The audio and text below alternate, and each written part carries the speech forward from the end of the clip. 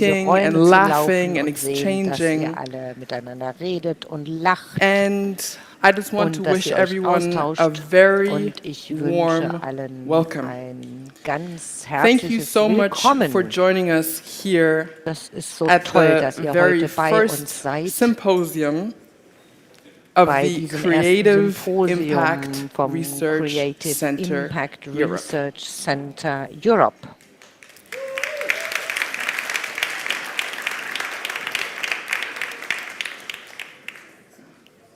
The Creative Impact Research Center Europe Das is a Creative mouthful. Impact That is why I'm Research going to say it Center Europe again. ist eine Plattform. The Creative Impact Research Creative Center Impact Europe. Research Center You'll Europe. be Das hearing möchte ich these nochmal 5 wiederholen. keywords Ihr a werdet lot diese today. 5 Schlüsselwörter Or, heute noch oft as a matter hören. of fact, you will be hearing the word CIRCE. Und ihr habt CIRCE, CIRCE which is als short Abkürzung. for CIRCE Creative ist, wie gesagt, die Impact Abkürzung Research für Creative Center Impact Europe. Research Center CIRCE, Europe. the nickname of this CIRCE project. ist sozusagen der Spitzname für CIRCE dieses began Projekt, die with a Abkürzung. very CIRCE specific hat mission angefangen mit in einer mind. sehr It besonderen is a Mission. European think tank Das ist ein that aims to europäischer address Think Tank, how policy can der support the eine cultural and Politik creative angeht, economies die in kulturelle order und to kreative Wirtschaft strengthen their unterstützen möchte, impact um in Europe. die Wirkung in Europa zu And the stärken. focus of today's Und der symposium Fokus heute von is diesem Symposium transforming economic liegt auf systems der Transformation through von creative wirtschaftlichen impact. Systemen durch kreativen Impact. So we want to look at how creative Das heißt, impact wir can möchten uns jetzt have anschauen, wie ein kreativer a Impact transformation on economic systems.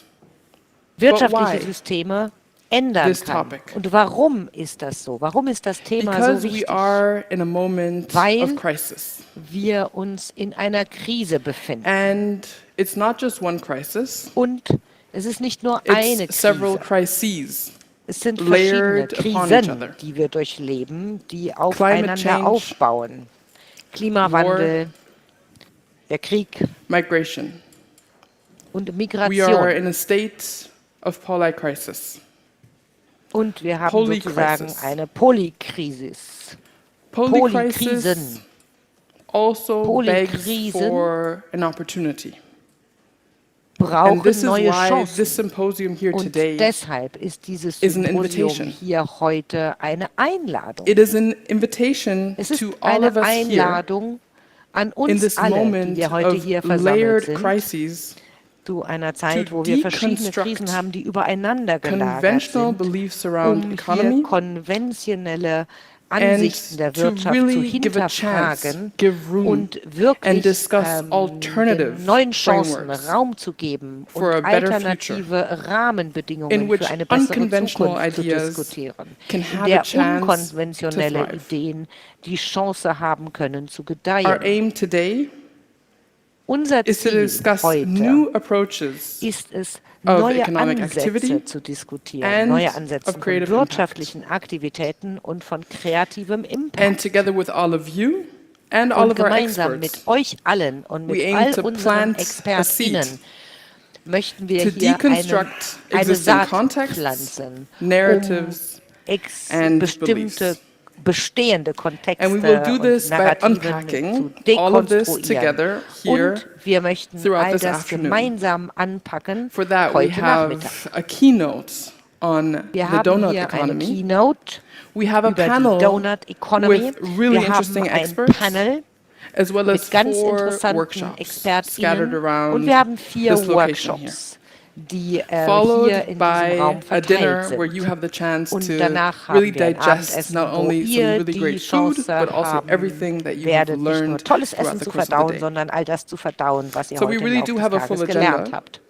Das And heißt, wir before haben we eine kick sehr off, volle I would Agenda briefly like to und introduce bevor wir myself. starten, würde ich My mich name gerne is kurz Yolanda vorstellen. Rother. Mein My Name pronouns ist Yolanda are she, Rother. her. I am the She, her. co-founder of a diversity Ich bin consulting firm called The Mitbegründerin Impact Company, einer and Diversity I'm also a Consulting board Firm, die nennt member sich The at a Impact foundation Company here in und ich bin Berlin auch called the Stiftung Vorstandsmitglied einer Zukunft Stiftung Berlin. hier in Berlin, die heißt And you will Stiftung hear Zukunft or see Berlin. me speak on anything Und relating to digital ihr werdet society, sehen, dass wir über sustainability, digitale diversity, Gesellschaft, care Nachhaltigkeit work, sprechen, über and our humanity. Diversität, über Betreuungsarbeit und über unsere And Menschheit. something very personal. I think Und about the future was ganz a lot Persönliches. these days. As a matter of fact, I have a 7-month-old daughter. Ich habe And when eine I 7 hold her in Monate my alte arms, Tochter. Und wenn ich sie I in feel like I'm meinen really Armen holding the halte, future in my hands. dann halte ich wirklich die And Zukunft in so meinen I'm really Händen. invested in this topic of today's symposium Deswegen bin ich and so really want begeistert to learn von more diesem Thema, about how von a diesem better Symposium. future can Und wir come about. möchten mehr darüber lernen, wie And wir eine I'm bessere excited Zukunft because I erzeugen know I'm können. not alone. Und I know that ich you weiß, all dass ich care nicht about this too. alleine bin. Ich weiß, dass euch allen das Thema So auch before we sehr get am started with the Herzen liegt. program for today, I would love to Bevor take wir a aber mit dem moment to get to Programm know who is in the weitermachen, room here würde today. ich gerne auch If wirklich you could erfahren, make wer heute yourself hier known bei either uns by ist. raising your hand or saying Könnt ihr A, vielleicht entweder I would eure like to Hand know who heben here is oder a Yay fellow at sagen? CIRCE. Please raise your hand. Wer ist ein Fellow Okay, I von see a few CIRCE? hands up in the air. Und ich sehe ein paar Who's a Hände, die research hochgehen. fellow? Wer ist ein Okay, Research we have the Fellow? research fellows Okay, da mostly haben wir there auch and die also some Research here. Fellows. Amazing. Who's a creative fellow? Das ist, und wer ist Exciting. These Creative are the creative Fellow? fellows here. And I Okay, heard that das you sind die all Creative just Fellows, die wir recently hier haben. were Und informed ich about habe your decision of being a gehört, fellow, so dass you have a whole journey ihr ahead of alle yourself, jetzt which die is so Entscheidung exciting. bekommen habt, dass Who in the ihr room jetzt is a Fellow creative seid. Ihr habt eine entrepreneur? spannende Reise vor euch. Wer Okay. ist hier Who is kreativer a Unternehmer cultural hier im Raum? worker? Okay. Wer Might ist as well. hier Okay. Kulturschaffender? Who is an artist? Wer ist I Künstler? love it. The same hands are going up, Okay, which is ich what I liebe das. expected. Die gleichen Who Hände, perhaps identifies wie as a eben, das habe ich researcher? erwartet. Wer Okay, bezeichnet we sich also als have Forscherin? researchers Also wir haben auch and ForscherInnen hier. other stakeholders in the field Und of the creative economies Wer are sind also andere so willing to Stakeholder raise in den their hand kreativen or make themselves known. Wirtschaften? Ihr könnt Amazing. auch natürlich gern die Hand I'm heben. sure I Das missed ist toll. someone here in the room, Und a group sicherlich habe of ich ein paar individuals. vergessen. And I'm so Gruppen von curious to get to know Individuen. more of you Und, and more of us. And of course, there's also a digital room. We have some people joining us through the digital meeting room, and it's so wonderful also to just give you a warm round of welcome. Thank you so much for joining us. So before I invite our first speaker up onto the stage, I think it's essential to mention that the starting point for CIRCE is Brexit, and CIRCE is funded by the German federal government Commissioner for Culture and Media, specifically with funds from the European Commission's Brexit Adjustment Reserve. We are also joined by an awareness team, which is the Barrierefrei Feiern, and they are sitting there by the awareness table. I'm seeing shaking heads or nodding yes. Okay, so I understand that the awareness table is there, but the members of the awareness team are going to be joining us at a later stage in time. There's also a high focus for this project and for this event on diversity sensitivity and other awareness needs. So if at any one point in time you want to get in touch with someone in regards to diversity sensitivity or perhaps insensitivity, let's hope not, then there is Yusra here from Same But Different. And that person will most likely also be with the awareness table. Also, there are German translations for those who feel more comfortable enjoying these conversations in German rather than English, except for on the panel, there will be one member of the panel who will be joining us in German language, and that is where you will be able to also get that translated into the English language. Before we get started for real, I also want to draw attention to the CIRCE survey, which can be found on the QR codes that you see here all across the location. These are 3 questions on polycrisis and diversity in one's own environment, and we do encourage you to take part in that now or later. And now, I would love to introduce to you the head of research and academic community at CIRCE, Professor Dr. Teresa Coloma-Beck.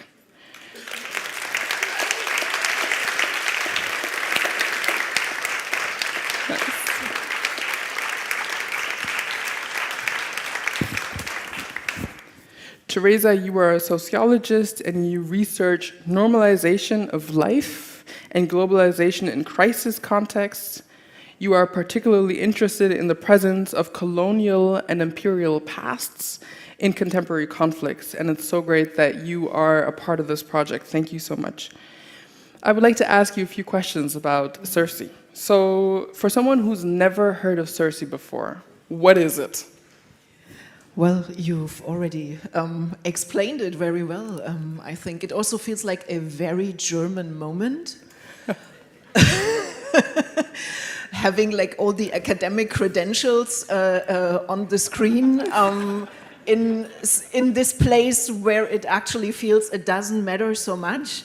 But as this is also, and maybe this is already like part of the answer to your question, it is a project that wants to find things out. So it is about research, but it wants to find things out not for the sake, just for the sake of research. There's also a beauty in research, and we all, whoever wants to enjoy this is, of course, invited to do this. But we also do this because we hope that what we find out, that our insights can somehow feed into processes of policy making. Mm-hmm. And in the sphere of policy making, of course, academic credentials matter. So maybe to say a bit more in addition to what you already explained about CIRCE, I think what is important to highlight is there has been sometimes when people hear about CIRCE and it is a project that is somehow about crisis and then cultural and creative industries, then one might think that it is like this narrative, well, there is a crisis of the cultural and creative mm-hmm. industries, and therefore we now need a project to help them. But actually the logic is the other way around. The logic is that societies are experiencing crisis and they need the expertise that is present in the cultural and creative industries that comes with artistic and cultural practices. They need this expertise to actually deal with these crises. So this is the logic, this is the rationale behind it. And so creatives are somehow by profession experts in navigating situations of insecurity, of like entering unknown territories, trying to find something new, although sometimes the new is just like a reassembling of what has been there. But usually for creatives, insecurity is nothing that makes them scared, but something that they are used to work with. And this is a kind of an expertise that is particularly needed in these moments of disruptive transformation. Mm-hmm. And okay. You have already said a lot about the structure, so many of you here belong to the project, so you know this already. There are these different components, the fellows, mm-hmm. the research labs, the pilot projects funded by the Creative Impact Fund, and maybe what is also important to highlight mm-hmm. that because the structure of the project actually mirrors the diversity of what we call the cultural and creative mm-hmm. Industries. So there are very different foci also of research and practice. So on entrepreneurial strategies, as well as on artistic strategies, on structures of funding, on the local embeddedness of particular or of certain kinds of cultural and creative practices. So it's really a wide range of topics, and there is a website where I'm not sure whether everything is already there, but if it is not yet, then it will be shortly. So the fellows are already there, the labs are there, and the Impact Fund projects also will be soon. Okay, thank you so much. And so how did this project come into existence? Yeah, this is also something you mentioned already. So it has to do with Brexit, which is somehow maybe also confusing. But to understand this better, it is important to highlight that you might know that the UK has, of course, a vibrant sector of the cultural and creative industries. And because the sector plays such an important role, there has also been a long tradition of research on the cultural and creative industries, in a way that doesn't exist, for example, in Germany. This research that exists has somehow fed into what you might call evidence-based policy making. But what is equally important, it has also created spaces of critically reflecting on what happens in the cultural and creative industries, and also what happens in policy making in the cultural and creative industries. And somehow, continental Europe has profited not only from the cultural and creative industries in terms of practices, but also from the research side. And with Brexit, these things have become more complicated, and therefore there is the need to preserve existing structures of cooperation, but also to build up own research infrastructures. And this was the reason why the Federal Commissioner of Culture and Media decided to fund this project. Okay, exciting. And so the topic of the symposium, maybe you could elaborate a little bit more, this state of polycrisis that we find ourselves in, and what does the creative economies, crisis, and alternative economies have to do with each other, and how we bring them together?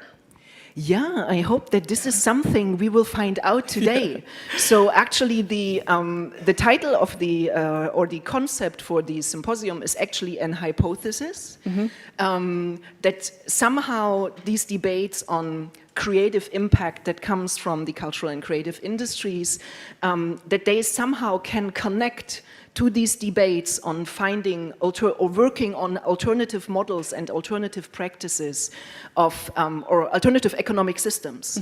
And in a way, I feel that the fact that Marieke van Doornik accepted our invitation to the conference is already an indication that the hunch might have been, gone into the right direction. But this is then actually something we would like to explore with you in the audience. And we know that questions of sustainability are really important overarching topics in many of the activities that are going on in CIRCE, as well as our questions of social inequality. We will see where this brings us today. Okay, I have one last question for you. Someone who is neither a fellow or is hearing about CIRCE for the very first time, how could they potentially join the CIRCE community? How could they be a part of it? Yeah, so we have a website, we are on social media. Of course you can, I think we are, I'm not really a social media person. But I think you can find us on LinkedIn and on Instagram and on Twitter. And please, colleagues, help me. No, not on Twitter. Not on Twitter. So on Instagram and on LinkedIn. Do we have a newsletter? Yes. This is really bad. Sorry. So this is, as a sociologist, I would say this is now about the distribution of labor. And we have like excellent people handling this external communication part. So there is a newsletter, sign up for the newsletter. Teresa, it's so great to have you here. Thank you. Thank you.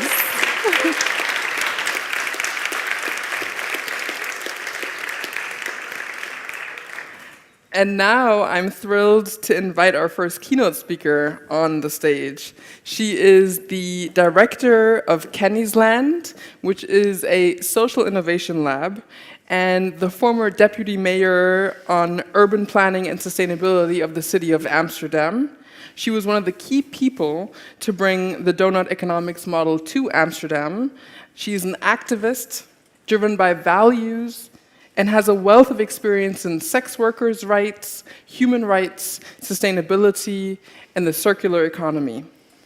Everyone, please help me in welcoming our keynote speaker, Marieke van Doornik.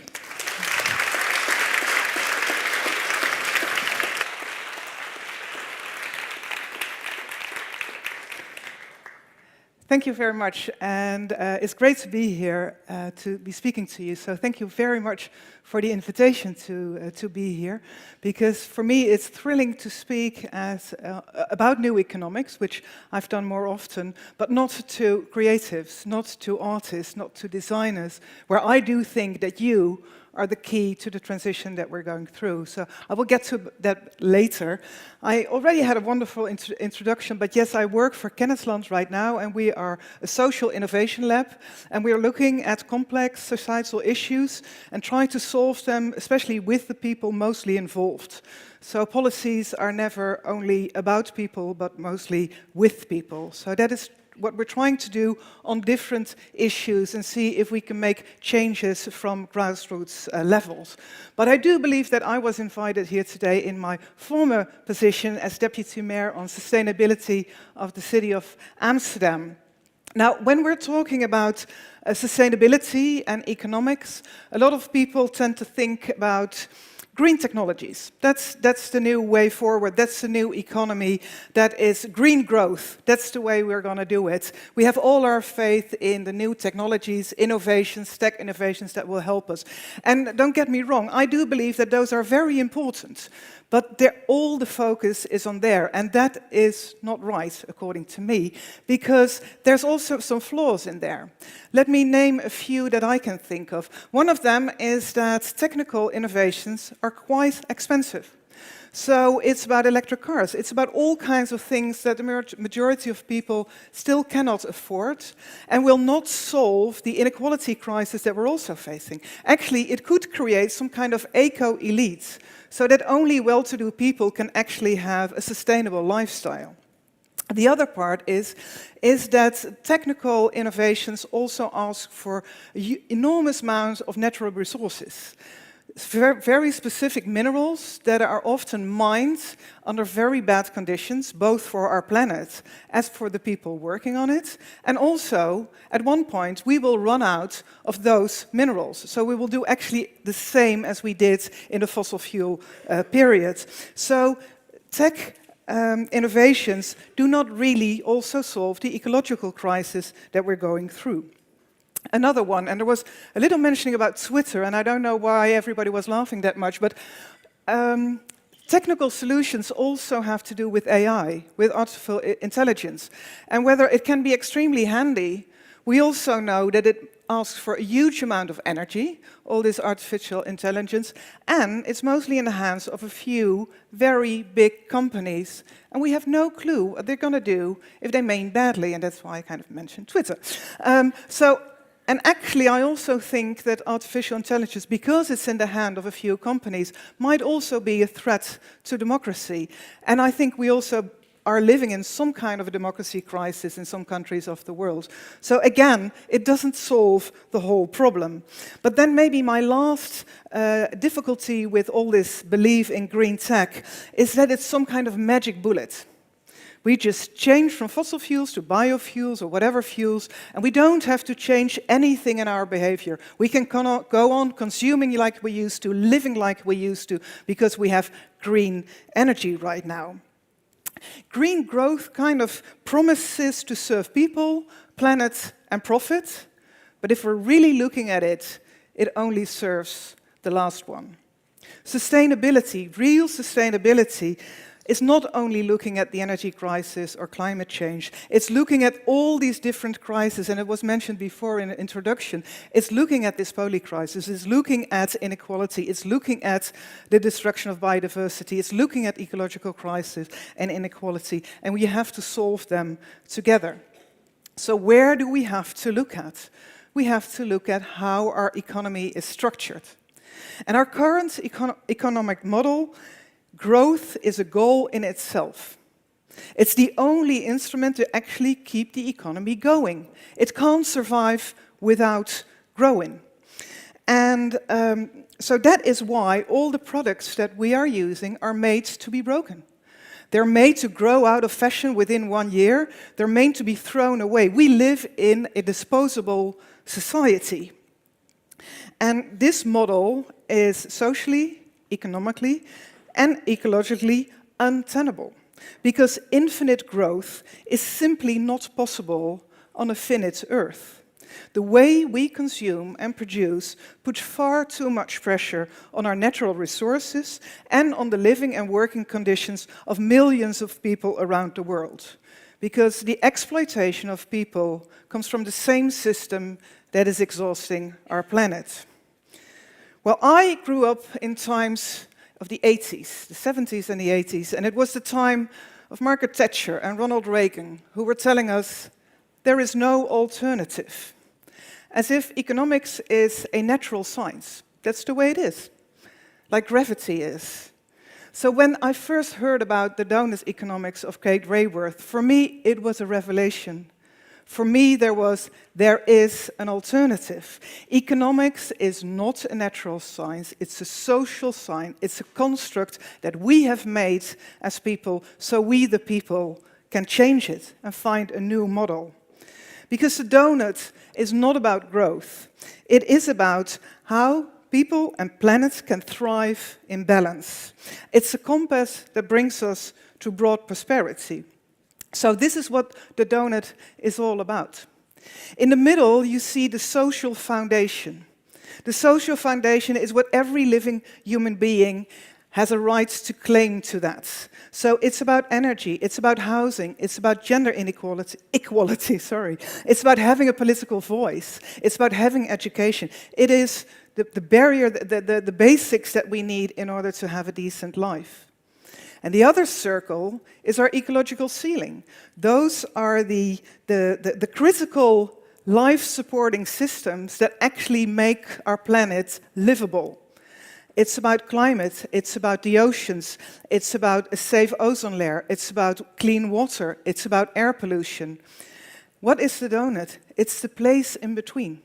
It's that sweet spot where actually the needs of all people are being met within the means of the planet. This is what we call a safe and just space for society. And if we're looking at where we are right now, so this is where we want to go, but this is where we are. So we see that we're falling short everywhere. And if you see where we're falling short on the outside, it's what happens in the global West, in the global noble spheres. And what you see, the disasters that are happening in the midst, is mostly what is happening in the global South. So it's a polluted world with huge amount of inequality.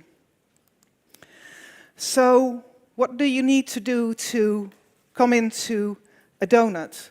When I started as deputy mayor 5 years ago, I was very keen on seeing how I could bring Amsterdam into a donut model. So I invited Kate Raworth and asked her to make a city portrait of Amsterdam. So what is a city portrait? Actually, it is looking at your cities through 4 lenses. It's a social lens on a local scale, but also a social lens on a global scale. So what is the impact that a city makes on a local level, socially, but also on a global level? The same thing for ecological issues. So it's really measuring our impact through the lenses that actually make a donut whole or not. It really gives us a new perspective on what it means to thrive as a city. And this portrait can say a lot. Here you see, it's a bit vague, but I can explain it. So you see that we're overshooting very much on the outer boundaries. You also see, for example, that when it comes to air pollution, we're doing quite well. You know why? We just banned cars in most parts of the city. So there are solutions if you dare to do that. But you also see that there's also already a little bit of red in the middle. So even as a very wealthy Western country, we're falling short on the needs of the people living in Amsterdam because we can't afford good housing. There's people living in social isolation, so we do have problems over there. So it's a confrontation, this city portrait. It's a mirror to tell us where we are. But it also creates a vision on what we need to do in order to get into that safe spot of the donut. And it also mobilizes change makers, people who really want to take on the issues and see this is where I want to work on, this is where I can create something new. And it also creates momentum for people to start working on it. When we launched the donut, it was 2020 April. It was 1 month after the first outbreak of COVID, and we were really wondering whether we should do it. You know, talk about ecological ceilings and stuff like that in times of extreme health crisis. But we did it anyway, and it was a momentum. we had people from all over the world coming to Amsterdam to learn about what we were doing. And I think it was not because we already fixed everything. It was about people longing for change. It was about people all over the world suddenly realizing that there's so much more important in life than money, that actually it is about health of ourselves, of our loved ones, of the planet. It's about connection. All these things are so much more important than money. So there was a momentum to launch the donut. There was also momentum in Amsterdam. It was great to see that there were so many people really taking up the idea of the donut. What can we do ourselves? What does the donut mean for us? We saw cooperative of citizens really making what they were calling donut deals. So they were doing something for the neighborhood that had both some social issues and ecological issues at the same time. We had businesses having their own portrait made, so also with the 4 lenses. Because the great thing about the donut, it's not a blueprint. It's not an overarching theory that needs to be implemented all at once. Mostly what important is about the donut is that it brings some principles to work on. And everybody can start working on the donut. It's not something that is hierarchically done from above and then everybody should work according. You can start your own. The principles are extremely important also to avoid some kind of donut washing, because of course donut is nice, so we can all have the donut. So these principles are the most important. And I will only talk about the last 3 because I think they are extremely important. And I also discussed already a little bit about it with some people. It's about be redistributive. So work in the space, in the spirit of open design and share the value created with all who co-created it. And be aware of power and seek to redistribute power as much as you can. Be regenerative. So aim to work with and within the cycles of the living planet and share, repair, and be very well aware of how you're traveling, for example. And the last one is aim to thrive rather than to grow. Don't let grow be a goal in itself. If you have something good, rather spread it than scale it up.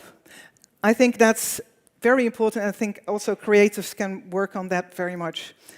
So when we know that there are some tools how to change, and we know we have to change, it doesn't mean change is easy.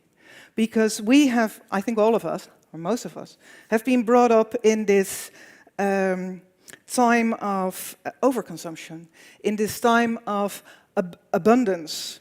And when we cannot live that way in overconsumption anymore, it feels like a sacrifice, something that we're losing instead of something that we can actually gain. So it is confronting, and that's not strange, because actually all the time we are being told to buy, to consume. And you do that to be happy, you do that to be popular, you do that in the name of love. This is shop around my corner. I get irritated every time I bike around it. Because this is what advertisement tells us, but this is what it actually is. This is what overconsumption really means. So I think one of the examples that... Am I running out of time? Okay. One of the examples that I thought was most striking was when the attack was on the Twin Towers in New York in 2001.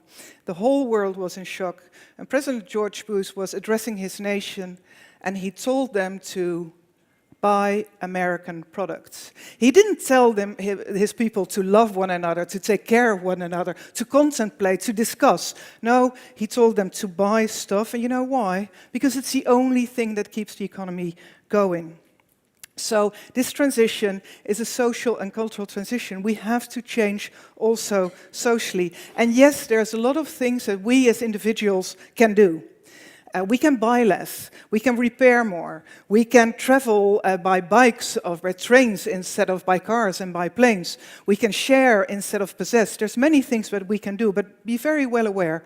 We as individual consumers cannot force this transition. But as citizens, we can demand a system change. So this is something that we actually can do. And in order for this system change, we have to end our dependency on growth. We can shift the tax from labor to taxes on primary resources. We can shift from disposable methods of production to regenerative methods of production. We can change from shareholders' value to stakeholders-owned businesses. And we can reform finance and end commercial money creation. And last but not least, we can fight inequality, not by making our pie bigger. And that's always been said, we have to make a bigger pie. But this is our pie. We can't make her any bigger. We have already eaten most of her. We have to cure her. So in order to fight inequality, we simply have to redistribute wealth. So there's many tools to change the economy. But the most important tool, I think, is here in this room, because that's imagination. We are so used to growth, we are so used to our economic model. We need to be able to imagine what change is about. We need to imagine what thriving actually needs. So artists, we really need you. We need you, for example, to draw utopia on the map. It needs to be a country where we want to go to. You have to paint city portraits to make it clear for everybody where we're going. You have to design models of cooperation for citizens who are sharing and taking care of each other. I do believe that social innovation and creative innovation go hand in hand towards a better economy. The old economy was about trickle down.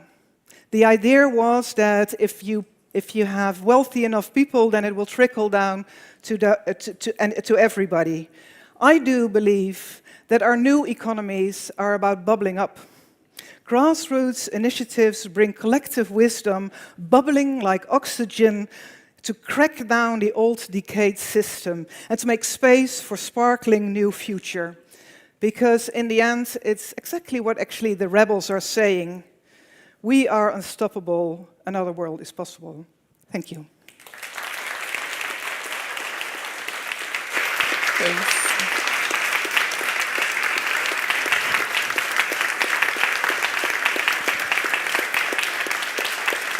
Let me help you down.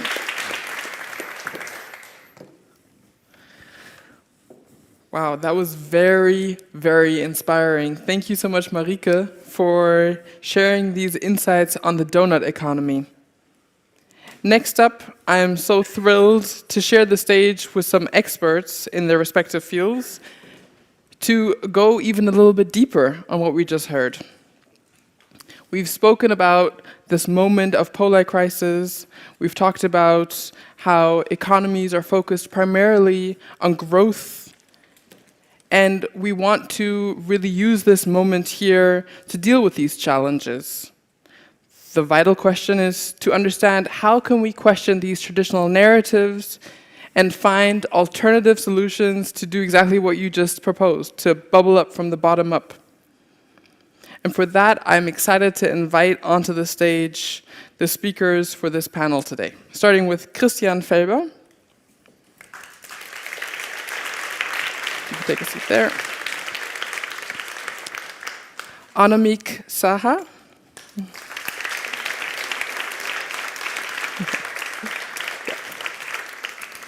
Jess Turtle.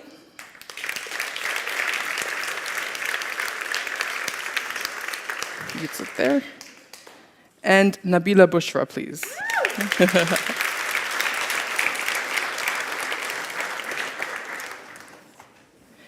And there's mics next to you.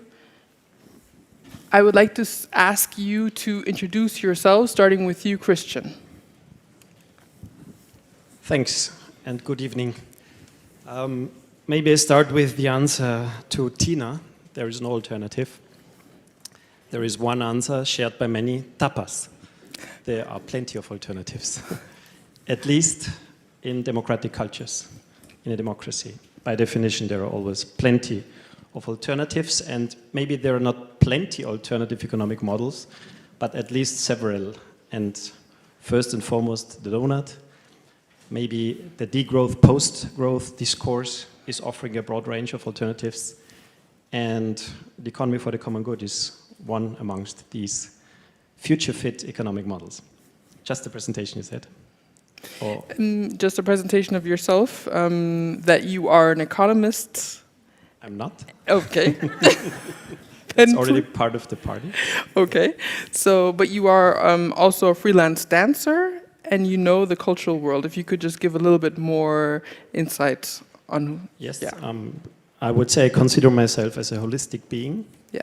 Wonderful. Cogito ergo sum is a mutilation of humans, because I also feel and also therefore I am, and I also love and dance, and I follow my intuitions, and also therefore I am, and all this together makes us humane. And from that perspective, I was resistant to study, because I didn't want to study a fraction of the whole. I wanted to study the whole. I wanted to study universal sciences at the university, but Austrian universities didn't offer these universal sciences. That's why I almost was tempted to not study at all and to go into the inner scientific system and go to actually Pachamama, to planet Earth, and ask her to teach me. And that's how I became a deep ecologist. And from these insights and the connection of deep ecology, I developed what today we call the economy for the common good. Okay.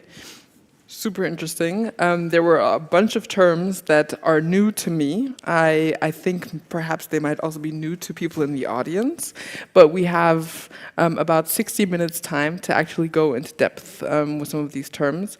I would just love to ask Anamik Saha to please introduce yourself. Thank you for inviting me. Thanks to the organisers of this amazing event. So wonderful to see so many people here. My name is Anamik Saha. I'm a professor of race and media at the University of Leeds in the United Kingdom. I'm afraid my introduction is not going to be as romantic or as enigmatic as some Christians. I do research on diversity in creative and cultural industries. I'm interested in issues of racial inequalities that exist inside media. I'm interested in the experiences of people of colour who are trying to transform the ways that those communities are that their own communities are being represented, and the constraints placed on their practices by the structure of the creative and cultural industries, and indeed the people who work in them. So that's my vibe. Yeah, it's so great to have you here. Thank you so much, Anamik. Jess, if you could please introduce yourself. Hi, friends. It's lovely to be here. Thanks, Yolanda. My name is Jess Turtle, and my pronouns she, her. And I'm the co-founder and director of Museum of Homelessness. And so, shall I talk about Museum of Homelessness now? Yeah, if you want to. Yeah. So, Museum of Homelessness is a museum. We do everything that a traditional museum would do. So we run exhibitions and events. We hold the National Collection for Homelessness, Poverty and Social Action in the UK. But we're a bit different because we're also, we loosely term ourselves like a survivor community. So most people involved in the development and running of Museum of Homelessness have been through homelessness, have been through all of the associated stuff that comes with that. And what we have in common is that we want to make something different, we want to make something better, and we want to demonstrate there are other ways to be. So the museum is the result of it's the answer that you get to the question. If you ask a bunch of creative survivors what a museum should be in 2023, MOH is the answer. So we've done a lot of stuff that isn't museumy. We do a lot of direct action mutual aid. We do a lot of investigations and campaigning. I'm looking forward to sharing a little bit more about that during the panel, and it's lovely to be here. Thank you. Thank you. Nabila. Yeah, Nabila. It would be great for you to introduce yourself too. Hallo. Ich freue mich auf das heutige Panel. Mein Name ist Nabila Bushra. Ich bin studierte Sozialarbeiterin, Doktorandin, Filmemacherin und die Mitbegründerin von Lost Film. Lost Film ist eine gemeinnützige Produktionsfirma, die gesellschaftskritische Horrorfilme produziert hier in Berlin. Und mit meiner Kollegin Fada, die auch heute da ist, leiten wir sozusagen die Produktionsfirma. Wir beide kommen aus der Wissenschaft, also ich promoviere gerade im Bereich der Soziologie zu gesellschaftskritischen Inhalten mit dem Schwerpunkt Gender, Postkolonialismus und auch soziale Gerechtigkeit.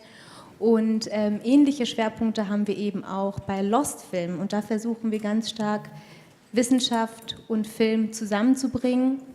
Globale Diskurse, internationale Diskurse, gesellschaftspolitische Inhalte sozusagen auch in den Filmbereich mit hineinzutragen und nicht nur gesellschaftskritische Filme zu produzieren, sondern mit der Arbeit auch nachhaltige Filme zu produzieren und auch Diskurse mit einzuschließen. Und auch im Diskurs vielen Dank. Vielen Dank. Yeah, it's really great to have this very diverse panel here today. And Christian, I would like to go back to some of those terms that you mentioned, and also to hear your take on the donut economy that Marika shared with us. Yes, it's a pleasure. The donut economy is a great example that economy and design are thought together. Maybe let me start with that. All these alternative economic approaches pose the question, how can we design a sustainable economy? A sustainable, just, democratic, participatory, humane economy. And the economy is a complex system, and all complex systems have a design, first of all. Both natural systems and man-made systems.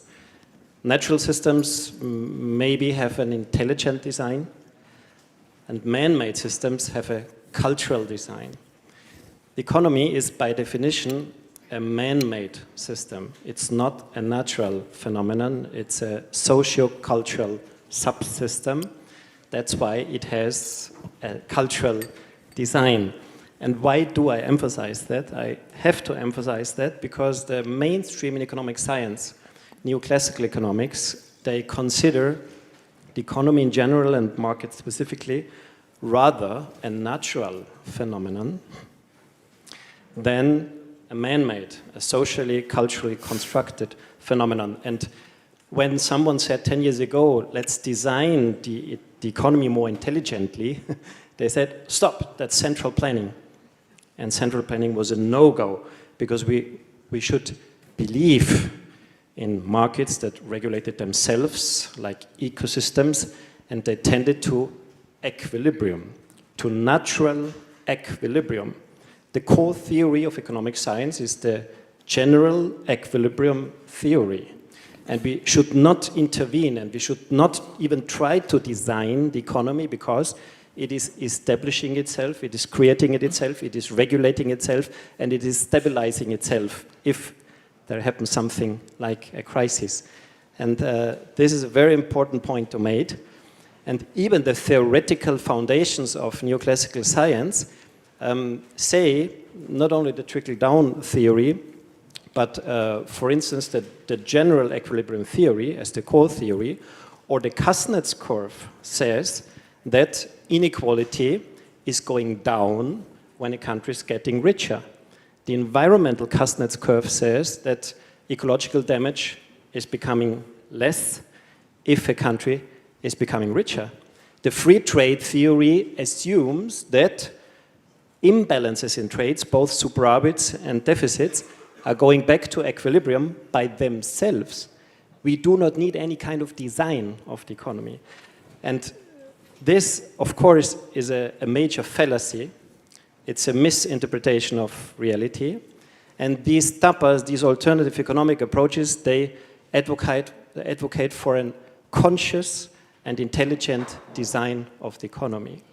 The most important design principles of the donuts is the regenerative design and the distributive design. We've heard that. Thank you, Marike. Some might equalize it with a social and an ecological design, and also the economy for the common good, which is maybe, I made a direct comparison with Kate Raworth, the creator of the donut. What are the differences between the donut economy and the economy for the common good? And actually, we didn't find any. We made a 3-page list of commonalities and similarities, but we didn't find any single difference. And I would like to give you 3 concrete design principles that are suggested both by the donut and economy for the common good, as well as the degrowth discourse, by the way. Because the most important design principles are shared by virtually all of these alternatives. First, how can we reduce inequality, the social balancing mechanism? In system thinking, scientists talk about negative feedback or balancing feedback. When something is becoming too big, we have to rebalance and make it smaller, or not allow to let it become too big. And the design principle that is proposed by the economy for the common good is that when people have nothing, we help them, we assist them, that they have at least the basic social living wage and the standard of living. But when they become richer, it should become ever more difficult to become bigger, richer, and more powerful until a ceiling. There should be a maximum income, a maximum private property, and a maximum size for companies. And this is a fundamental design principle of the economy, which neoclassical economists would reject as central planning. The ecological design principle could be, it's just one example of many, an individual consumption budget of resources, considering that the planet is finite, it's finite. Yes, the pie doesn't grow. And what could be a socially just solution of this finite offer of biological resources? Well, adjust an individual consumption budget to every human being, no matter if you're as rich as Elon Musk or as poor as a migrant mother, for instance. A third one, I skipped that, and I come to my last proposal, which has a lot to do with design. Marike already mentioned that GDP growth is nonsensical. Why should the growth of a financial aggregate be the goal of our strivings and economic activities? The alternative that we promote is a common good product composed directly by the people, which includes from health to flourishing relationships, to social cohesion, to just distribution, stable ecosystems, political participation, to peace. These are the goals of the economy. And we would like to measure the achievement of the goals. And this would be the dashboard of the common good product. And designers are asked to draw us a nice dashboard of the goals. It's not one goal. It's many goals. It might be 12, might be 15, might be 20 sub-goals of all economic activities. And every economic activity, companies, finance, trade, public goods and services, have to be evaluated how much they contribute to these 20 democratically composed and defined sub-goals of all economic activities. This would be a wonderful dashboard, both by its content as well as by its democratic composition. Okay, thank you very much for that. Annemiek, when you hear this, I'm curious, how does an approach to an alternative economic model look that centers diversity? Does it look like the way that Christian has just described the design of this dashboard? Yeah, I mean, I think it's rooted in social justice, right? I think that's what it's like, fixing social inequalities in society. And so, obviously, diversity. I do this when I talk about diversity. I put it in scare quotes because it's a term I'm deeply cynical about. I also realise that diversity is often why I get invited to things as well. Not anyone here, obviously. Not everyone here is obviously working in really good faith. But it's also provided some opportunities as well. So, you know, I've got to be honest about that. But I guess one of the things I'm really interested in, which I'm afraid might be just, I think, one aspect of the kind of common good thesis that Christian's talking about, is the ways in which creative culture industries, the cultural sector, whatever you like to call it, is very much like concerned right now with doing diversity and doing it correctly. And that with it produces actually some, let's just say, ambivalent effects. I'm trying to hold back here, actually, a little bit. Don't. Look, I mean, just a disclaimer, I didn't vote for Brexit, can I just say that? But nonetheless, what I find really interesting is, like, politically, you have this movement which has produced crisis, which was founded, people voted for Brexit for multiple different reasons, but, you know, a fear of difference and migrancy was a big part of the reason why people voted for Brexit, in my opinion. So you've got politicians who are coming to power based on being able to, who can speak the most anti-migrant, you know, kind of rhetoric, right? Who can really appear to be the hardest on migrancy. But then if you look at the cultural and creative sector, you have the opposite tendency, which is an obsession. It is an obsession with diversity, which, as I said, produces some opportunities for many people in this room. But nonetheless, we have to think, you know, what I'm really interested in is, well, you know, here's another point, which about the UK, is that despite this obsession with diversity in creative and cultural industries, those industries remain overwhelmingly white.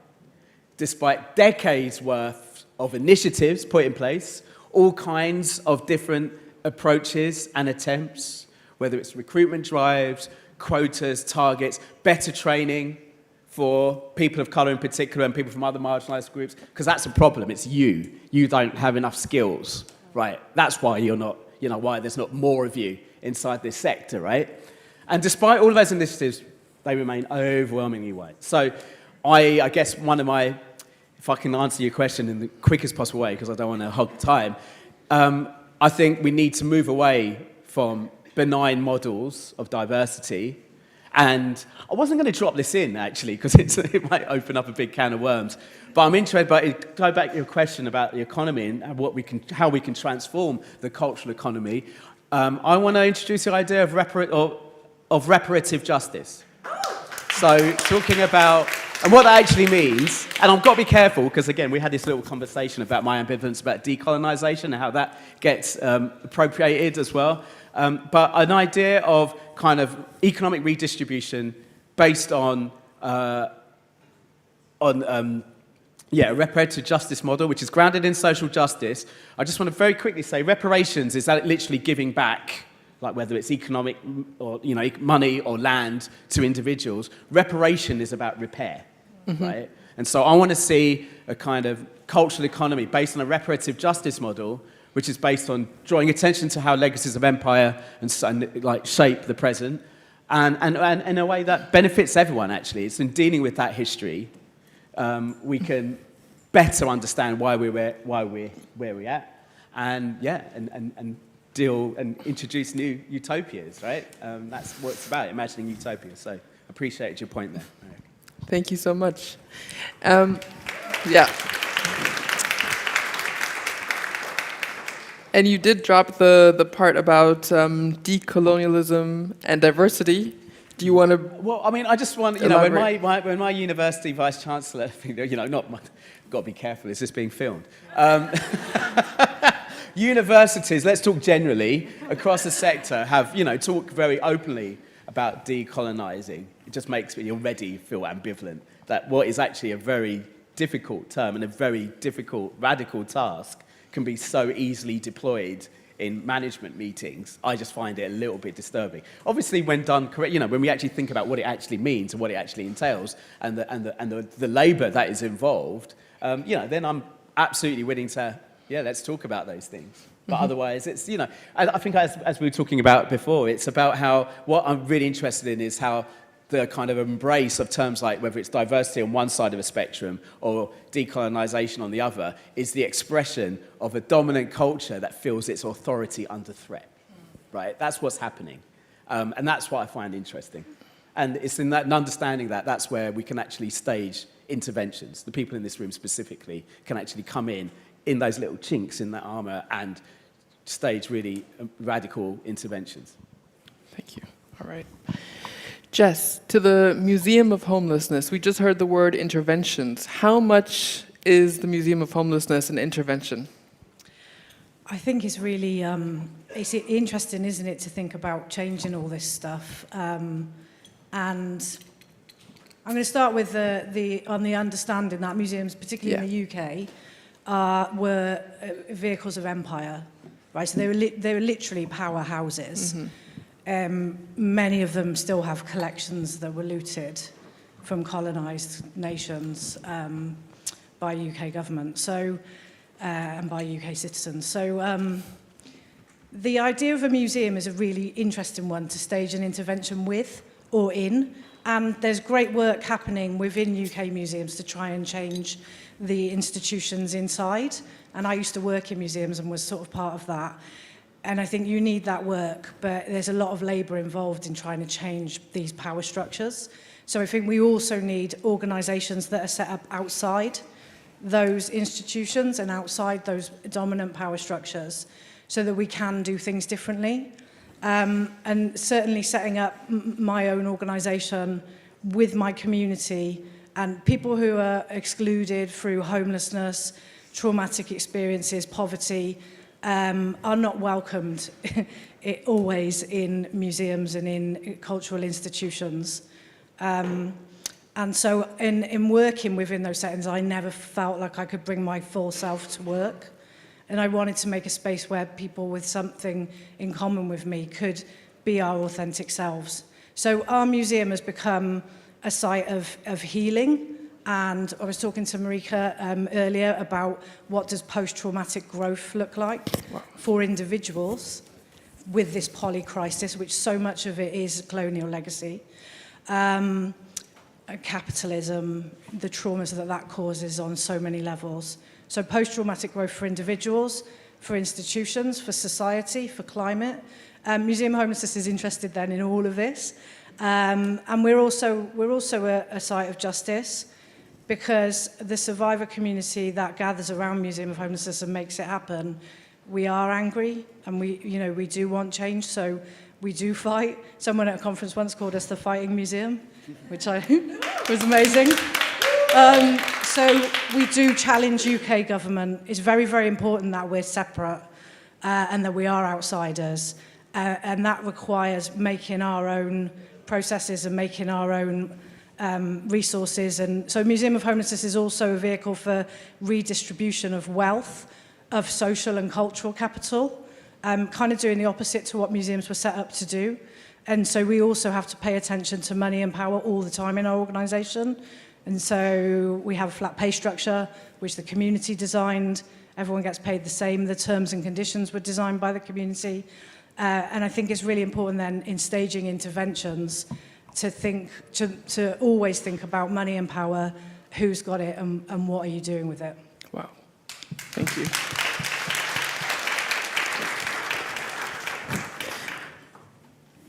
So I do have a follow-up question for you right there.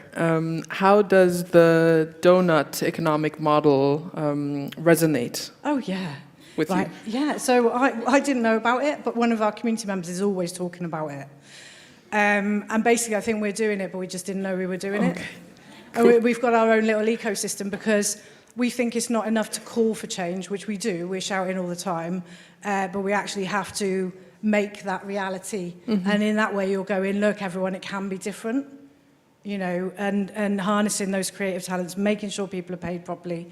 Reusing our exhibitions, we've reused the same props and stuff since 2017. So, yeah, donut economics, I'm going to definitely take that back and do more work with it. Thank you. Thank you. All right. Nabila, you are a film director and also a founder of Lost Film. And it would be great for you to share your own experience in the creative ecosystem and especially the challenges you're facing. Mit den verschiedenen Herausforderungen, die da sind. In der Keynote wurden ja so Aspekte schon erwähnt, dass wenn wir über Some aspects were mentioned. Projekte sprechen, über Innovative projects, alternative models und wenn wir konkret in the creative sector. sprechen, dass es sehr, sehr schwierig ist, It's very difficult was ausgerichtet ist, with a system that's geared towards working sustainably and working within a structure that's geared towards growth only. So, creative sector has a structure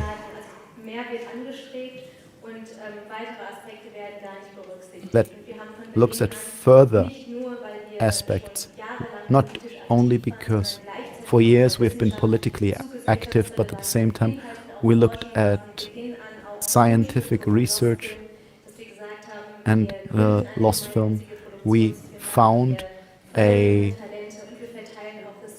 club in order to help fair and sustainable development. And it's very, very difficult because the structure is working against us. When it's about vitality and growth, also distributing resources in a way that relevant aspects of society are blacked out. And the global crises that we alluded to in the beginning and that we talked about to some degree, it only enables a few aspects in the creative economy, and we're at the point where it's very difficult to have a structure that from the very beginning was geared towards being sustainable and working fairly, be inclusive. And it's always a very privileged sector where societal participation and political activism that allows us to make political statements, to formulate demands, that only a few voices are heard. And the question is, what do we need? We need different models.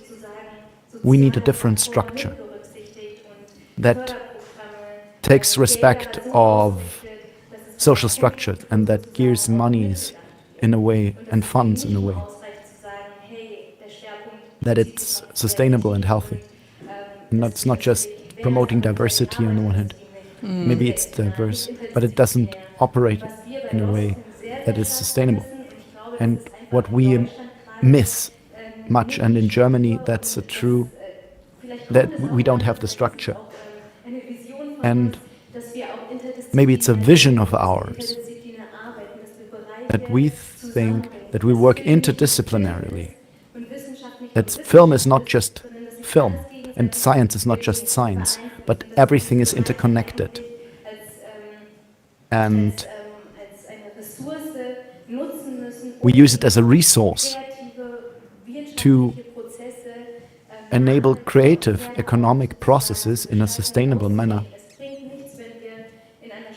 It's not useful if we work in a structure where we just are economically successful and we only think economically and we do not represent the voices in the area of science, of politics, who have different perspectives. I think that's clear in Lost Film, that we have separate areas when it's about procuring funds, when it's about resource management, and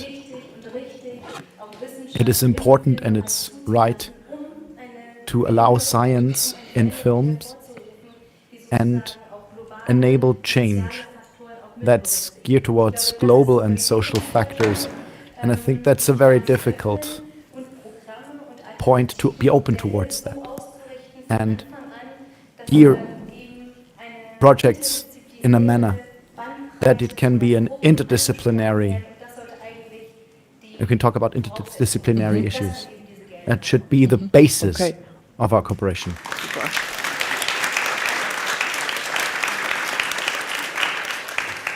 Just making sure that the translation is through. Christian, you want to respond to that right away? I could add to that yes, directly. Promote what the desired things, rather than destroying the planet. Because the current system design in the economy is that the destruction, ecological destruction, and the destruction of the social texture is promoted, is paying off. And that's a flawed design. And if economists then said there is no design, this is just the way the economy works, there is no alternative, then it's difficult to change the system design. And one possible change of the system design is that you consequently promote and give priority to those economic actors, no matter if these are companies or banks or traders, who prove that they improve the environmental situation, that they strengthen social cohesion, that they lower inequality, or that they increase diversity. And this is what we are trying to do with the Common Good Balance Sheet. This is now an instrument. Can you repeat that? Yeah, a Common Good Balance Sheet. The Common Good Balance Sheet. Is, okay. I first introduced the Common Good Product, which would be the successor of GDP, our guiding star. Yeah? Rather than increasing a financial aggregate, which has no reliable correlation to anything that matters in our lives, we would put trust and social cohesion and political participation and diversity and peace at the top of our economic strivings. And if these goals increase, if these grow, there's no problem. Because there is no problem if trust grows. And there is no problem if social cohesion is getting stronger. So if the right thing, if the true goals grow, there is no problem. Just if the wrong things grow, then we have a big problem. And from this dashboard, from the macro level, we would derivate directly the dashboard, the management dashboard for associations or companies or banks or actors on the micro level. And they have to report what is their impact on biodiversity, on the climate, on nature, on the social texture, on human dignity, on diversity, on democracy. And the better they perform, the lower taxes they pay, for instance. And the worse they perform, the more taxes they pay. The better they perform, the cheaper they get finance from a common good-oriented bank or financial market, for instance. And the freer they trade. And if the performance is poor, they don't trade at all, because they're not allowed to access the world market. I'm generalizing what you just said as a new design principle for the economy. If you treat everybody indiscriminately, not everybody, but every economic actor, we're talking about legal persons, we're not talking about humans, because we should treat equally humans, but we should not treat equally legal persons, companies. We should treat companies that improve our ecological and social situation better than legal persons, than companies that destroy the foundations of life and the foundations of our Commonwealth. That is an important difference in non-discrimination, which is a kind of new speech term in free trade language, and it's misplaced there, because we should discriminate, as I just said, between companies in order to treat equally humans. Okay, thank you very much.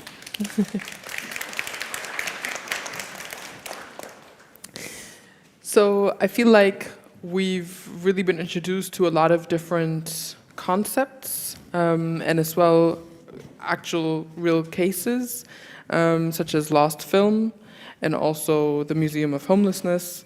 And one thing that you, Nabila, has just mentioned is this fluidity between sectors, and how that is essentially one thing that can really encourage more of a regenerative economic system and a more interdisciplinary exchange as well. And I see that you have a question or a comment to that. Stretching my legs. Oh, okay. All right. But essentially, I think that this concept of having more fluid boundaries between sectors is also one of the starting points of this panel conversation.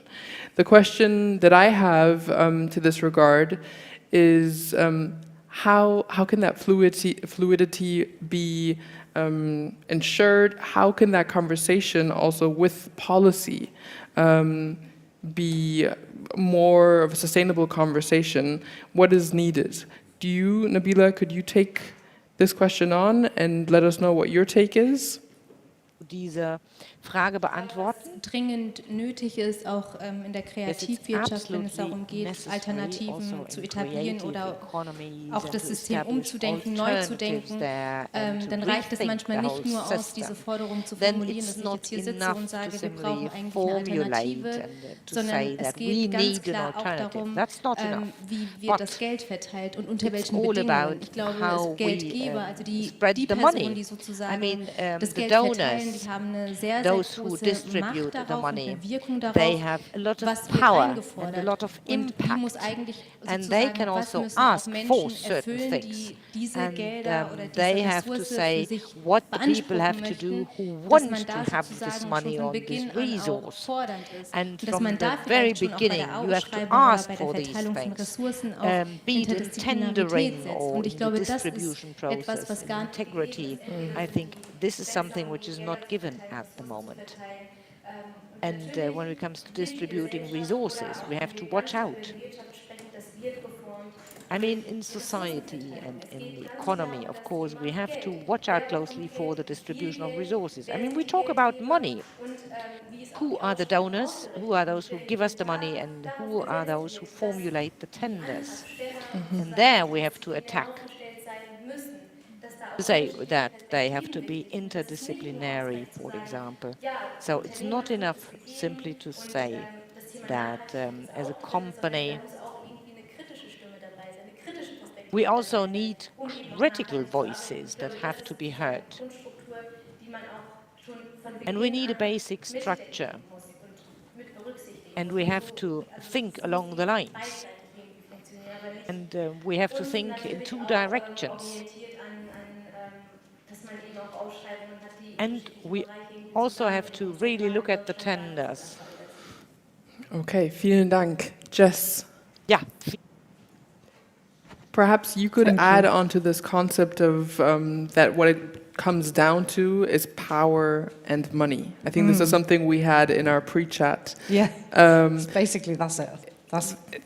That's what we need to interrogate. I really like what Nabila was saying then about the role that funders have, right? So Abdi Hassan, who runs a collective called Coffee Afrique in London, they work with marginalised communities, Black-led organisation, and they recently held a no, but I know what you're saying, it is getting assimilated, the same with the word trauma.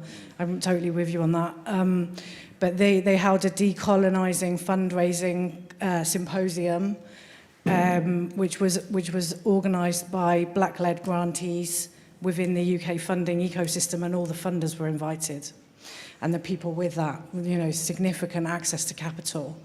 And I was so pleased to see that work happening, because I think that's the kind of change that we need to see right up there in the top layer of the structure, but listening to people on the ground as to what decolonisation actually means. How do you decolonise how the money's flowing within a nation? That's a really interesting question to me, so thank you for raising that.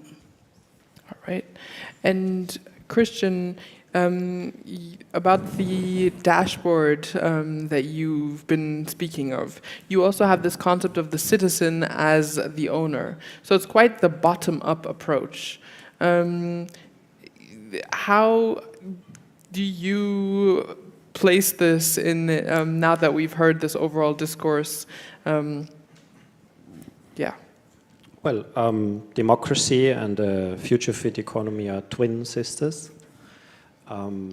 I don't see a sustainable, fair, just, solidary, humane economy that is not participatory and as democratic as possible. Currently, we distinguish 4 types of democracies and autocracies in political science. I'm, by the way, a political scientist, but okay. I forgot that almost. And we distinguish liberal democracies and electoral democracies and electoral autocracies and closed autocracies. And these 4 are fine, but I would like to have a 5th one at the top, which I call sovereign democracy. And don't get frightened, because I heard that Putin is using this term, and I was upset because, of course, he's an autocrat and he's an anti-democrat, and he's a war man. And the concept of sovereign democracy I created as a linguist, and I studied languages, and sovereign comes from Latin and means the highest instance. And the sovereign instance exists in all state forms.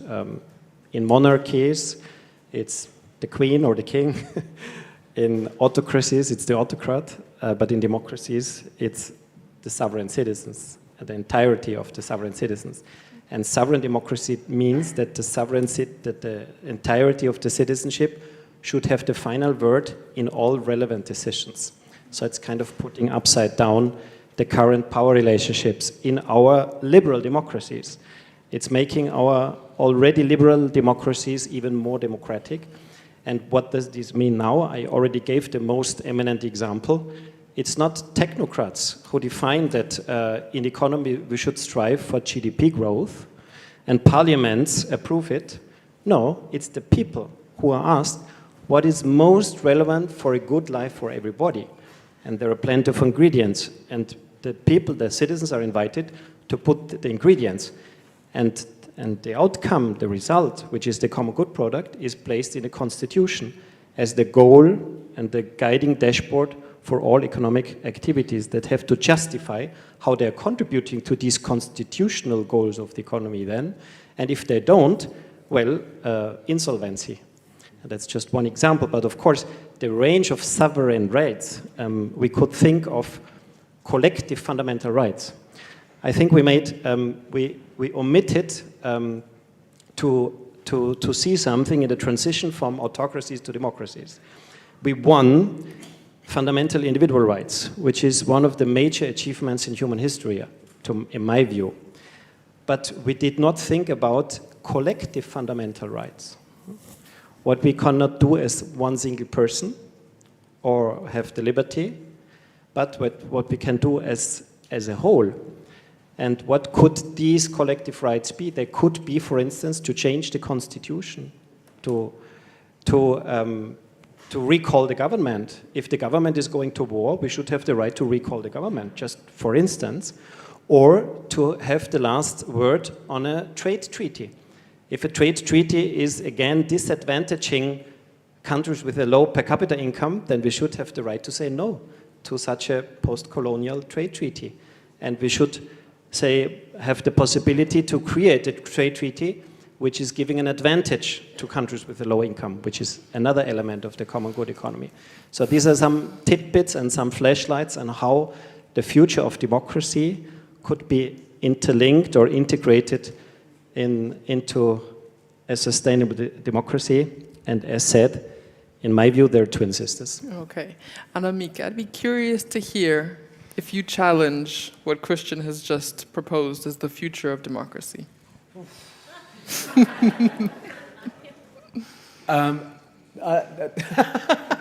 Not any specific detail, and I mean, and I love these different ways of imagining new economic models.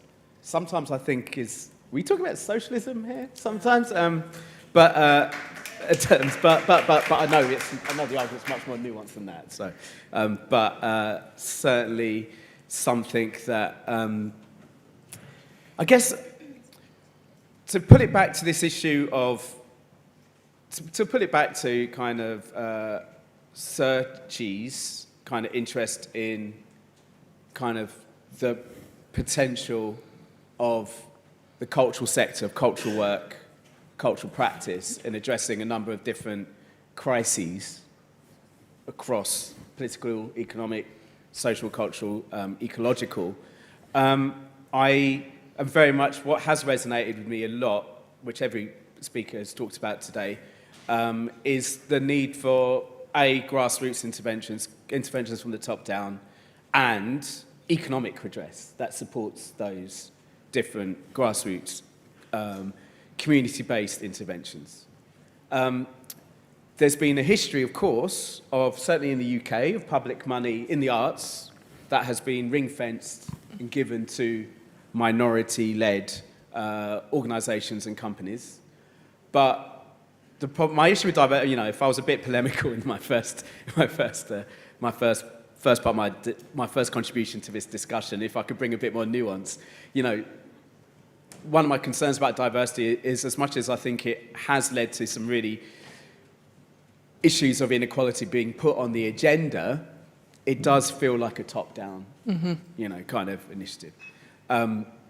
And so why I'm drawn to this notion of reparative justice, if I can bring it back to that, is because it's a way in which there's it involves a form of economic redress for marginalised groups whose experiences have been determined by history, and in the UK context, specifically legacies of empire. But also it allows, it is based upon a notion of repair, as I've said already, and a notion of kind of recognising the work that these communities do. And production companies, so in terms of your film company, you're much more embedded. I've only just got to know your work now, but you're much more embedded in your community more than a big studio who's trying to reach out to more diverse audiences, right? And so that's exactly the kind of enterprise, if you like, that I believe that a reparative justice model would fund in the way in which, again, as you talk about, giving voices to those who have been silenced. So that's the kind of, so a new economic model that I think is rooted in a recognition of history and the harms, the particular harms that a particular history has caused, I think is, that's the kind of, I'm not a political scientist and I'm certainly not an economist. I can't even say the word economist, right. But nonetheless, that's how I would imagine, a kind of new economic model, a new form of cultural economy that I think, benefits everyone, not just people from marginalised backgrounds, but everyone. That's where everyone's benefit. Okay, thank you very much. We're slowly, let's give a round. Thank you for this. We are slowly coming towards the end of this discussion, and I feel like we've been, looking at different concepts and staying a little bit on the surface here. And I really would love to see if we could have one more round of, in a way, almost call to actions or takeaways for everyone here in the room, and also especially for the fellows, particularly from CIRCE. What does a possible creative ecosystem of the future look like? And how does that connection with policy look like? How does that fluidity really feel? And what's one thing that we all could almost attempt to do after we leave this discussion in order to get there? And I know that we have workshops coming up, so maybe we will be doing those, learning about those strategies, those tactics in the workshops, but it could be something as simple as, do we need to do a privilege workshop for ourselves to understand where our privilege is in order to become more attuned to perhaps where we ourselves could redistribute?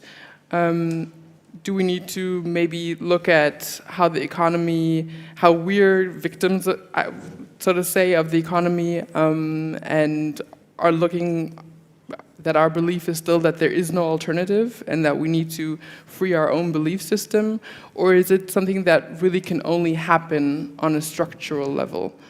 Those are some of my thoughts that I'm just putting in here. But I'm just wondering what we can give the room at the end of this discussion to take away and to do, everyone for themselves, everyone within their own organization, everyone who's a fellow for their project. And this is an open question that anyone can feel free and volunteer to answer. You can also just give some, please, Jess.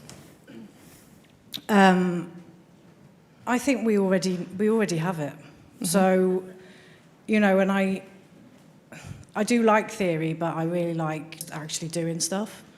So basically, beginning of lockdown in the UK, March 2020, people were clearing the supermarket shelves, getting as much as they could. People were scared, right?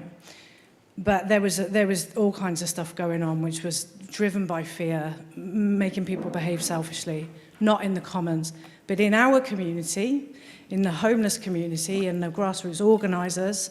We were meeting in parks. People were turning up with pallets of sanitizer, which you couldn't get anywhere at the time, and saying, how can we get this out to the most people the quickest? We had homeless people donating their trolleys, which their life's belongings had been on, so that we could get drinks out to people who were stuck on the streets. You know, so I think in my community, we already have the answers. Like, we know how to look after each other. And we don't just do that for ourselves. The generosity is incredible. Like, people really take care of anyone who needs help. And so it's really about, like, finding that in your communities. You may well already be in touch with it, but nurturing that, growing that.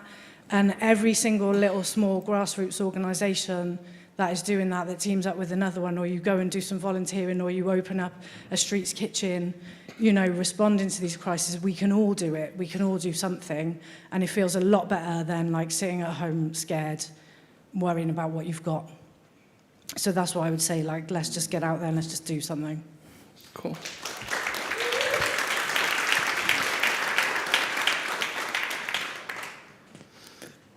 Would you like to add something, Christian? Yeah, as you opened up the horizon so widely, I take advantage and I bring a last example of the connection of democracy and the economy. It's hard to speak out, but currently 150 million humans are going hungry, more than before the pandemic, because there were indefensive ounce. And it's still 150 million persons, according to the World Food Programme of the United Nations. They're still suffering the long-term consequences of the violations of their fundamental rights. And this is just one last example how a stronger democracy with stronger fundamental rights would have saved many, many, many, many, many lives.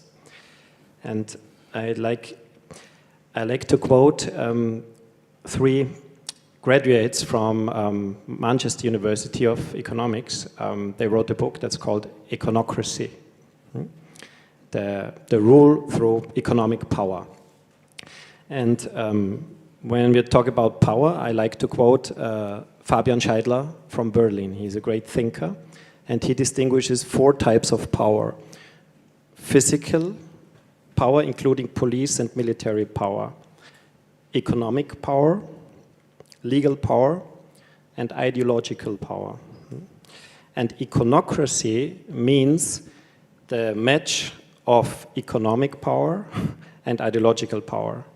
And as these two, especially neoclassical economics, have matched, they have managed to determine legal power.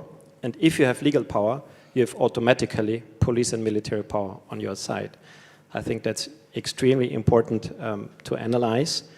And that's why I insist, although we have the donut, although we have the circular economy, although we have the economy for the common good, the post-growth discourse and the social and solidarity economy, none of them will make their way through, or altogether will not make their collaborative way through if we do not fight at the same time for a deeper, for a stronger, for a more participatory and stable democracy. Thank you.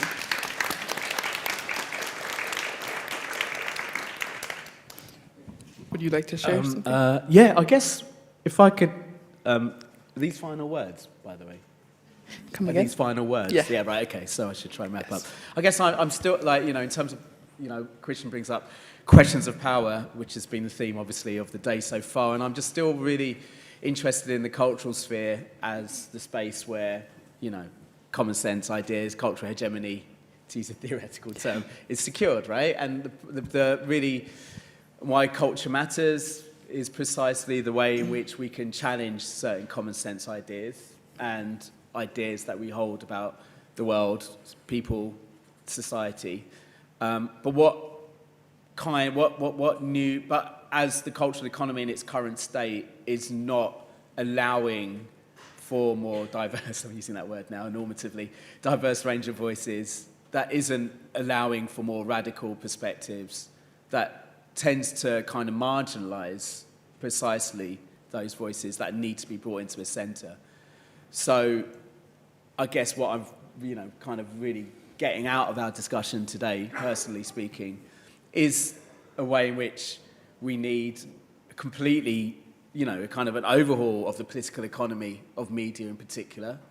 And yeah, that involves grassroots initiatives. It involves us rejecting, kind of seeing our art and our cultural practice purely in terms of its commercial value. So it needs support of like grassroots initiatives that reject those values. But also it's going to take forms of like, and I'm not the expert on this, and no one asked me any more questions about this, but forms of lobbying, right? That can, ensure that we have a more democratic media system, whether that is kind of, I think in the end it always breaks me down to questions of ownership. Who owns the media? How can we, what types of regulation do we need to break that up? And in the end, how can we disperse that power, decentralize that power and spread it throughout society? So it's a combination of those macro and micro factors. The micro stuff we can definitely get on with straight away, but we also need a bigger kind of movement that can actually, enact change at the structural level as well. And I guess that's what I'm kind of interested in personally. Okay. Amazing, thank you.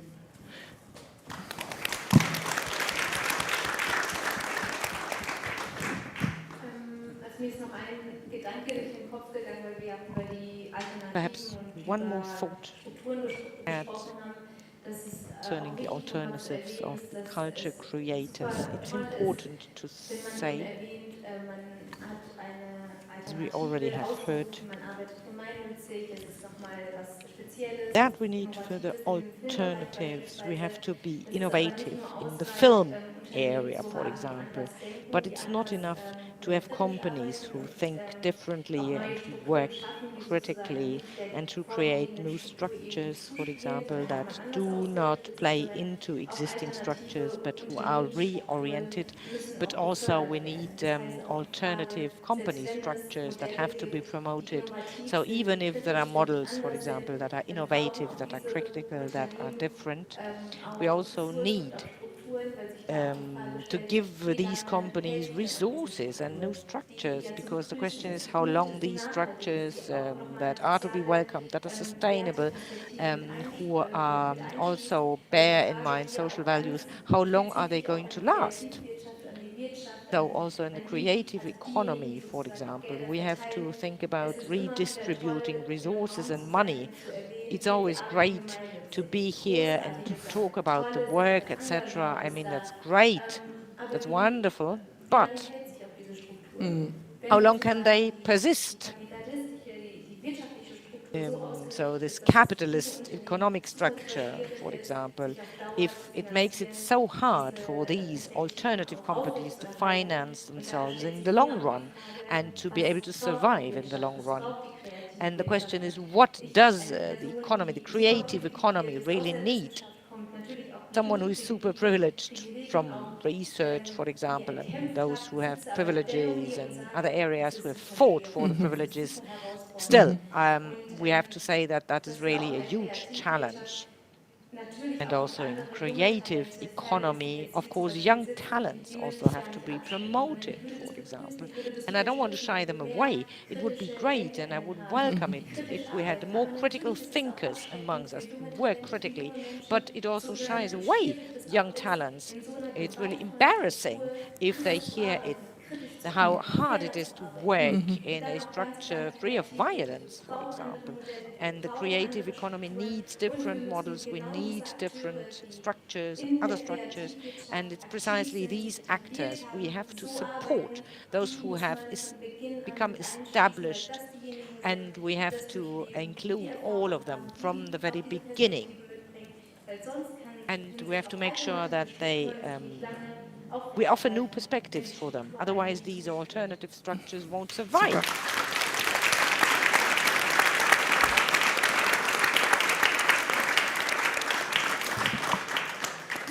Yeah, thank you to everyone for participating in this panel discussion. And thank you, Nabila, for your closing words that really did speak very loud in terms of the sustainability of alternative economic models, and really how to make change that is sustainable and that is structural, and that also, even though one may have certain privileges, it creates an access for all those who may have less privileges. And I think that that's also another really great thought to take away and to give more thought to. How can we create more sustainable alternative economic models? After everything that we've heard here, I feel like I've gained more insight. I also have a lot more questions about how that actually, can be put into practice. But it's great because we have workshops coming up. We have a dinner coming up as well, where we can speak more about everything that we've just heard. So as we're coming to the close here with this panel, I really do want to encourage every one of you to please, exchange and share what your thoughts are on the donut economy, on the dashboard, on the common goods initiative, and also on the difference between decolonialization and diversity. Share your thoughts, because I think really we here in this room have the possibility to use our voice, exchange our thoughts, and even spread this out of this room and into practice, perhaps. So that being said, thank you so much, and I would ask you please to all help me in giving another warm round of applause to our experts.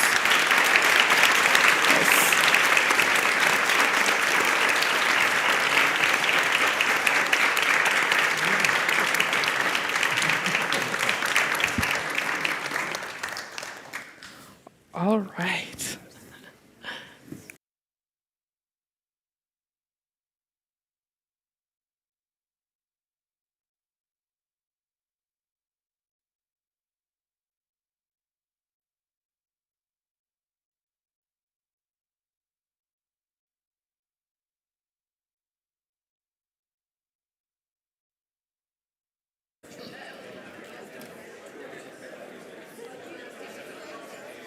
And now, while the room is breaking up, I just briefly want to bring your attention to one more thing. We have thematic rooms. We have so-called workshops taking place in about 10 minutes at 4:30 p.m.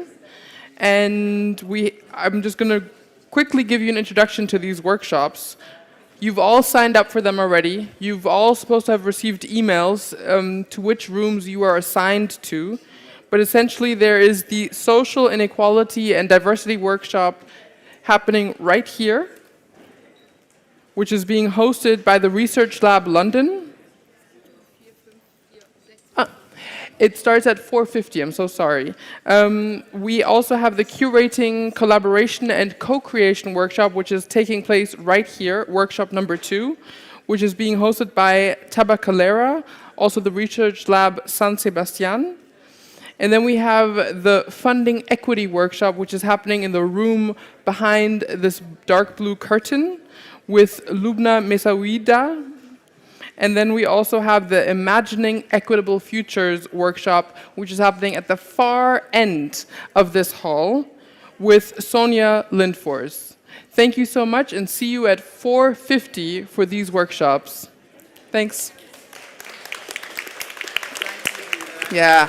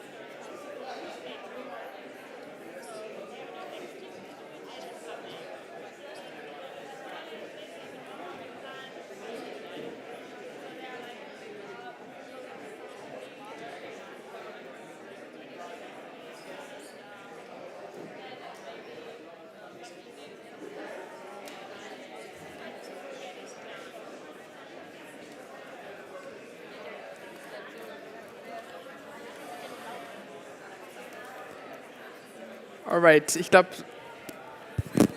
es geht jetzt weiter.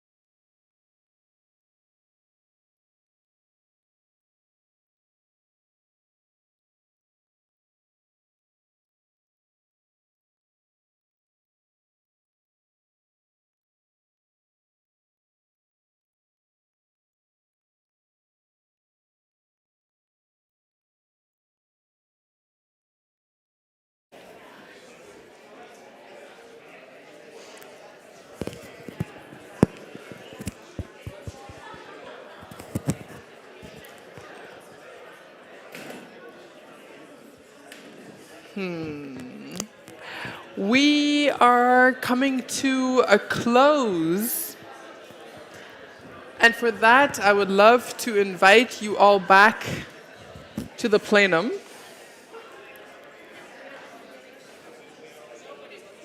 Nobody wants to come back.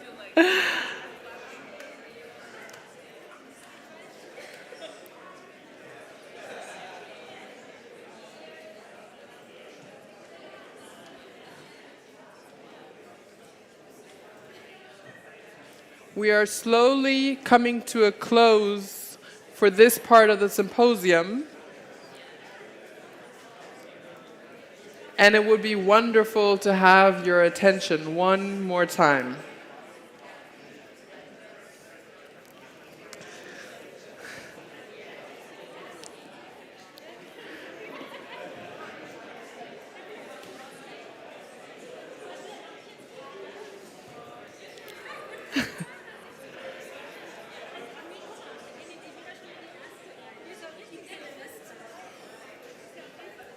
Yeah, that would be great. The workshops are slowly wrapping up. The day is wrapping up. And I would love to invite you back to your seats one more time.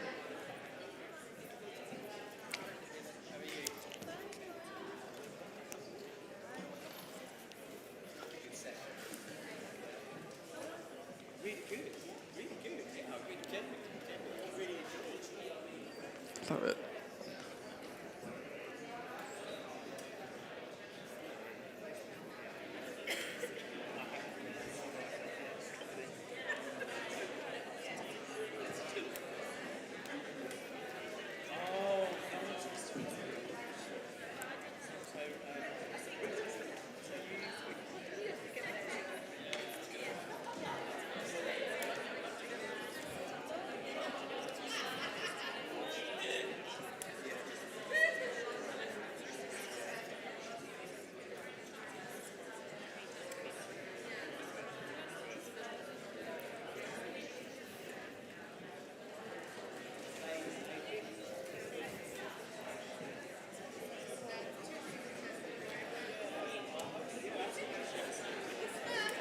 A lot of conversation, a lot of exchange, a lot of buzzing and bumbling.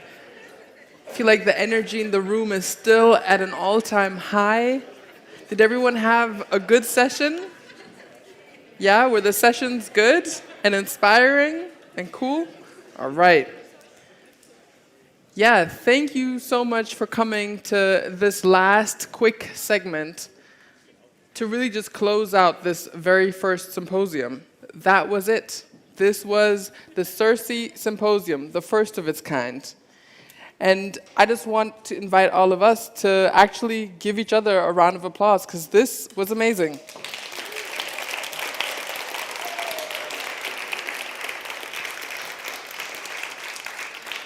I'm going to do a really quick recap of what we did in this afternoon. We discussed a new approach, or several new approaches, to economic activity. We looked at creative impact together with different participants. We deconstructed existing contexts, narratives, beliefs. We had Teresa Coloma Beck join us here at the very beginning to really look at the origin of CIRCE and talk about society in crises and how creative ecosystems can actually provide a concept for new practices. We had Mareike join us with a statement saying there is an alternative and showing us a donut economic model. We had a very brave panel discussion speaking about reparative economic models, the common good dashboard, and so much more.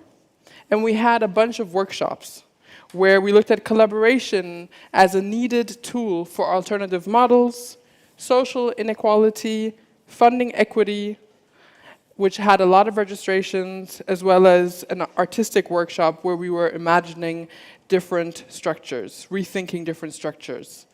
I want to just point out to you all that there was graphic recordings of all these workshops, and I want to mention who did these graphic recordings. We have Jana Kreisel, Julia Both, Johanna Benz, and Tiziana Beck, who hosted or who did the graphic recording. And if you, before you go to the dinner, take a moment to go to all of the different workshop corners and take a look at these graphic recordings to get an insight of what was discussed there. I also want to give some more acknowledgements. I want to acknowledge all the speakers, experts, and workshop moderators. Of course, the CIRCE community, so you, with the research labs, the fellows, and the innovation projects.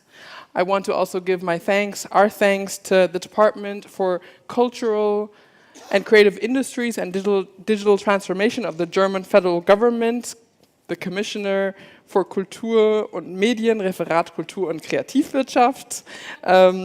This still goes on, but I think you got the point. And of course, the whole team behind the scene, including the agency Glut, in especially calling out Michiel and Hannes and Yannick, who I've been working with closely, and of course the CIRCE team, which is Leaf and Charlene and the U-Institute. And last but definitely not least, all of you. It's been so great. This afternoon has been really wonderful to kick off a conversation. We're going to have the next symposium happening at the end of this year to really see where the projects have landed, and we hope to see you all there again. Thank you so much for also having me. My name is Yolanda. Enjoy the rest of your day, your evening.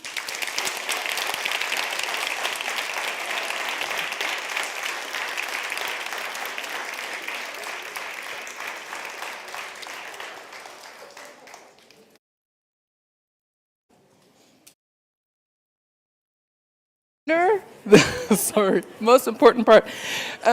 Food. The dinner is going to be taking place just in 2 rooms down from here. It's a beautiful setup, and I think it starts at 6:45.